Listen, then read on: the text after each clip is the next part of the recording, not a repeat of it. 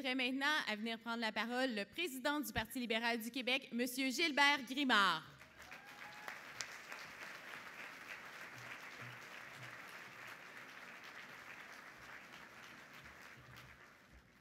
Bon matin, tout le monde. Monsieur le Premier ministre, Madame Pilote, Mesdames et Messieurs les élus, chers membres, c'est avec grand plaisir que je vous retrouve ici, à Trois-Rivières, si nombreux, et c'est un honneur de m'adresser à vous en tant que président du Parti libéral du Québec.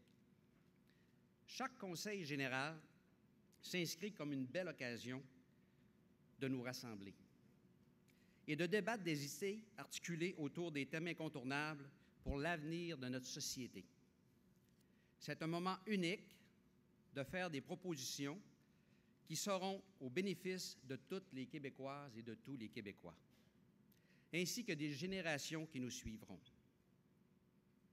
L'enthousiasme et l'intérêt qui vous animent aujourd'hui me permettent de croire que ce Conseil général ne fera pas exception. Aussi, je tiens à vous remercier d'être en aussi grand nombre. Devenir une société démocratique moderne et prospère qui sert de modèle partout à travers le monde.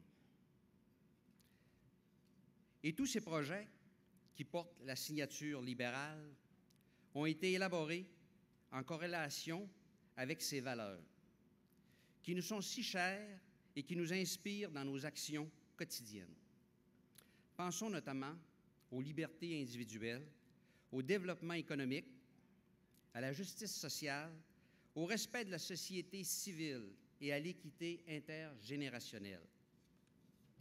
Ces valeurs, comme l'a dit Claude Ryan, demeurent toujours jeunes et vivantes car elles puisent leur inspiration aux sources les plus riches, non seulement de l'histoire du Québec, mais de l'histoire humaine.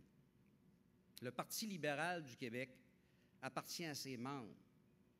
À l'aube du 150e anniversaire de notre parti, il importe que nous nous rappelions à quel point l'engagement et les convictions de nos militants et militantes ont été les garants de la longévité de marque et de l'esprit libéral.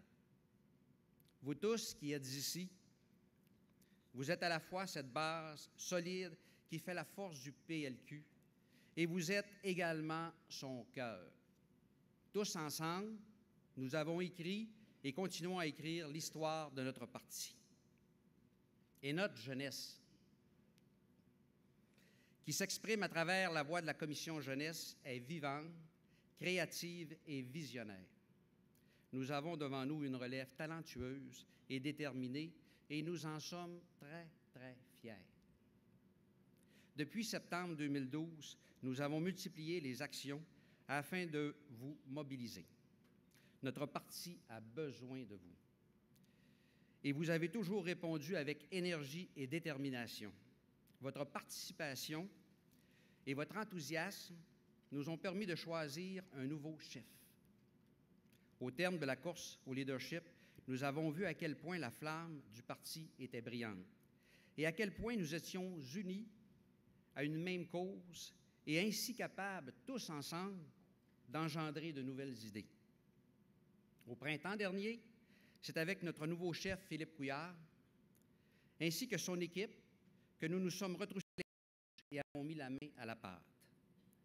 Grâce à un chef déterminé et visionnaire, soutenu par une équipe forte et compétente, grâce à un programme solide, répondant aux besoins de la réalité, et grâce à ce grand esprit de solidarité qui nous réunit et nous guide, nous avons gagné une belle et franche victoire le 7 avril dernier.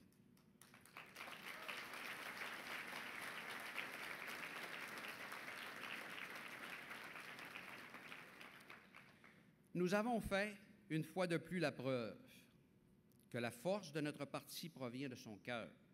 Vous, militantes et militants, nombreux bénévoles, qui travaillez sur le terrain et qui font sans relâche et avec conviction la promotion de nos valeurs communes partout dans votre entourage.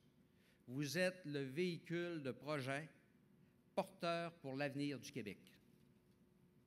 Depuis le 7 avril dernier, notre premier ministre et son équipe travaillent avec résolution et audace afin de mettre en œuvre un plan de relance et de redressement des finances publiques qui permettra au Québec de faire face à des enjeux de première importance, des enjeux structurels qui s'élèvent au-dessus de la partisanerie politique et que nous devons résoudre sans tarder. Notre avenir à tous en dépend. Le renouveau annoncé par M. Couillard passe nécessairement par un changement de cap important dans la gestion de nos ressources financières et dans la distribution de la richesse, pour le bien-être et le bien-vivre des générations futures, en respect du principe si essentiel d'égalité des chances. L'heure des choix difficiles est arrivée et nous devons faire des efforts collectivement afin de léguer à nos enfants et aux leurs un Québec en santé. Cela m'amène à vous parler des sujets de l'ordre du jour du Conseil général.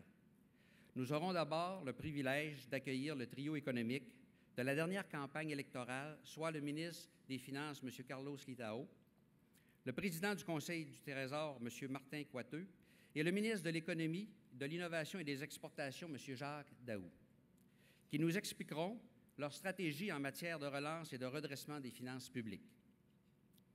Ensuite, nous recevrons la ministre de la Culture et des Communications, Mme Hélène David, qui nous présentera le premier plan culturel numérique du Québec, annoncé le 29 septembre dernier.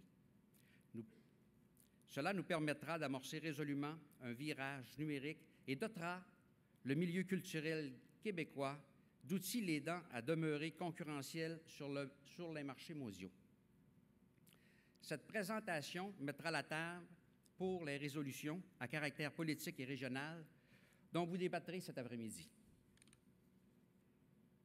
Nous terminons ce Conseil général avec l'allocution du président de la Commission jeunesse, M. Nicolas Périneau, et enfin avec celle, et non la moindre, de notre chef et premier ministre du Québec, M. Philippe Couillard.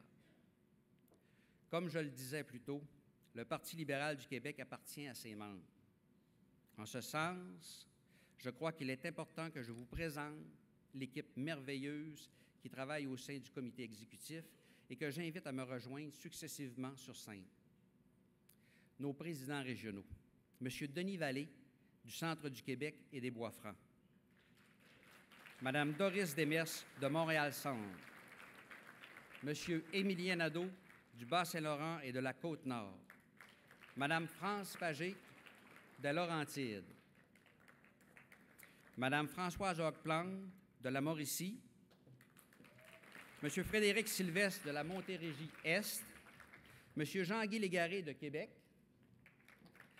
M. Jean-Louis Carignan, de l'Abitibi-Témiscamingue, M. Mathieu Bougie, de la Montérégie-Centre, M. Maximilien Roy, de l'Estrie, M. Michel Gauthier, de l'Outaouais, M. Monsef Deradji, de Montréal-Ouest, Mme Nicole Appleby, de Gaspésie, les îles de la Madeleine, M. Raphaël Primo-Ferraro, de Montérégie-Ouest, M. Robert Corriveau, de Lanaudière, Mme Rose-Marie Pereira, de Montréal-Est, et M. Yvan Godbout, de Chaudière-Appalaches. Nos présidents de commission, Mme Louise Fleischmann, de la Commission des aînés, M. Marc Duquette, de la Commission juridique, M. Martin Lapointe, de la Commission de l'animation et de l'organisation, M. Nicolas Périneau, de la Commission jeunesse, M. Jérôme Turcotte, de la Commission politique.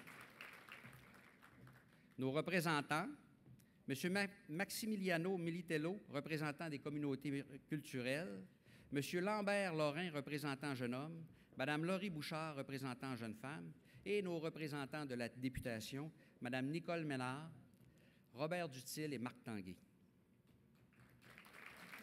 Nos vice-présidents, M. Marc Bustamante, vice-président des communautés culturelles, M. Patrick Carole, vice-président de la communauté anglophone et également président du comité de vérification, M. Francis Lapierre-Racine, vice-président jeune, Mme Valmonde Ouellette, vice-présidente femme, et M. Ronald Poupard, vice-président homme et président des commissions des communications. Vous excuserez l'absence de notre organisatrice en chef, Josée Lévesque, qui veille au grain à Lévis. Notre directrice générale, Mme Marie-Ève Ringuette. Voici votre équipe. Chers amis,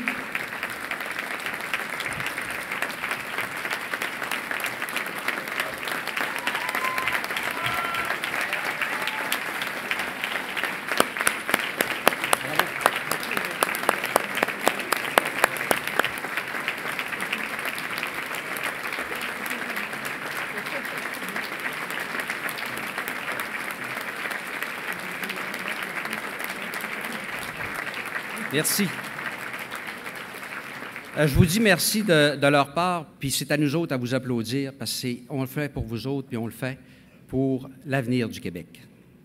Chers amis, nous sommes en route déjà pour le prochain congrès des membres qui se tiendra à Montréal en juin 2015. D'ici là, une tournée de colloques préparatoires au congrès, dont le thème sera la gouvernance, se tiendra sous la coprésidence de la députée de Jeanne-Mance-Vigée, Mme Philomela Roti-Roti, et de M. Mathieu Truchon, militant de longue date. Nous mettrons de nouveau notre Constitution à l'ordre du jour, car il est temps de l'actualiser, de la moderniser en fonction des besoins d'aujourd'hui. Nous avons reçu un mandat articulé autour de 4 grands objectifs. Avoir un parti plus participatif, plus souple, plus efficace et plus ouvert. Et nous tenons à atteindre ces objectifs. Si notre parti politique existe depuis 147 ans au Québec, c'est parce qu'il a su s'adapter et se renouveler constamment. C'est parce que nous avons fait preuve d'ouverture et que nous avons su croire en nos convictions et en l'avenir. C'est parce que nous nous sommes laissés inspirer et guider par des chefs qui ont marqué son histoire et ainsi que celle du Québec. Aujourd'hui, chers militantes et militants, le premier ministre et son équipe ont besoin de vous afin de réaliser un important virage qui sera au profit de tous. Aussi, je vous invite à vous tenir au fait des dernières annonces et de toute l'actualité en visitant le site Internet ou la page Facebook du PLQ et en vous abonnant aux infolettes et à son compte Twitter et en partageant l'information dans votre entourage. Je vous invite également à participer en grand nombre aux activités de vos associations qui sont là pour vous et à nous envoyer votre adresse courriel, c'est très important, afin que nous l'ajoutions à nos listes d'envoi. Faisons ensemble la preuve que le Parti libéral du Québec est plus vivant, dynamique que jamais. Perpétuons ensemble l'esprit libéral et soyons fiers de faire partie de cette grande famille.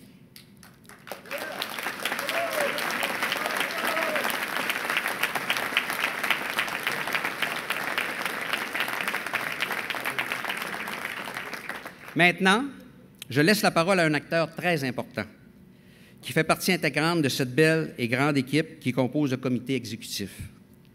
Je parle ici, bien sûr, de notre chef à tous. Mesdames et messieurs, accueillons chaleureusement notre premier ministre du Québec, député de Roberval, M. Philippe Couillard.